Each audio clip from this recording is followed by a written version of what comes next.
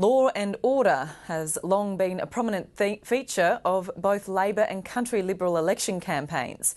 And this time round, the major parties are again talking crime and punishment. But will their policies really make a difference to the Territory's shockingly high crime rate? Alison Middleton reports.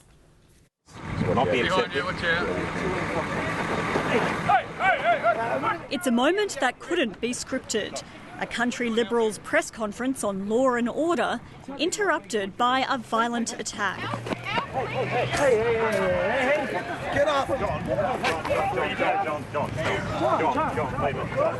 The opposition's John Elfrey tries but fails to make a citizen's arrest. He'd been announcing a one-punch policy as part of the country Liberals' Tough on Crime platform. That's what it's about, folks. That's about changing the laws in the Northern Territory so these sorts of morons don't get an opportunity to do those sorts of things. But the country Liberals' tough on crime approach has drawn criticism from criminal lawyers. Their method appears to be a penal approach, more punishment, more jail. We've been doing that for 15 years. It hasn't worked. 301, I've got a... Historically, law and order has been a prominent election platform for both Labor and the country Liberals. And this election campaign appears to be no different. Under Labor, since 2004, violent crime has doubled in the Territory. And your chance of being assaulted here is now double the national average. That's double. My government had the courage to introduce the toughest alcohol reforms in the country. If you're not tackling alcohol, you're not tackling crime. Thank you. May I have your rider's licence? The cornerstone of Labor's approach to tackling crime is its alcohol policy. Anyone buying takeaway grog must have their ID scanned. Problem drinkers can be banned from buying alcohol for up to 12 months and referred for treatment. The proof of the pudding will be ultimately in the reading, and I think more time's required to properly assess that. But I would think it's a measure that's worth trying, and with any luck it may well succeed. But the opposition has vowed to abolish Labor's Banned Drinkers Registry. Have you got anything sharp on you? Instead, the country Liberals would force problem drunks into rehabilitation. All right, just step back and we can open the back of the vehicle for you and jump in, eh? They're also promising an extra 120 police for the Territory, while Labor has announced a new police beat for Rapid Creek. Police beats, whilst they might be politically popular and the community might think they're a good thing, they come at an enormous cost in terms of resources.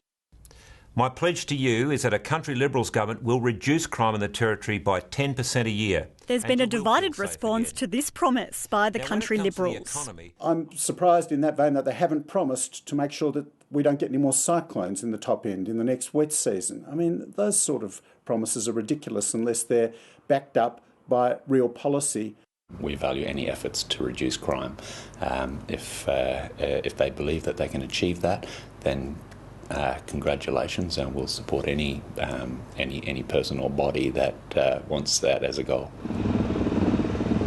While both parties have flagged stiffer penalties for crimes, the country Liberals want to expand mandatory sentencing to encompass assaults on taxi drivers. The suggestion by the country Liberals that they're going to return to mandatory sentencing isn't just silly, it's dangerous. It doesn't matter how you design it, there's always going to be somebody who will end up being very, very unfairly treated, and it could ruin people's lives.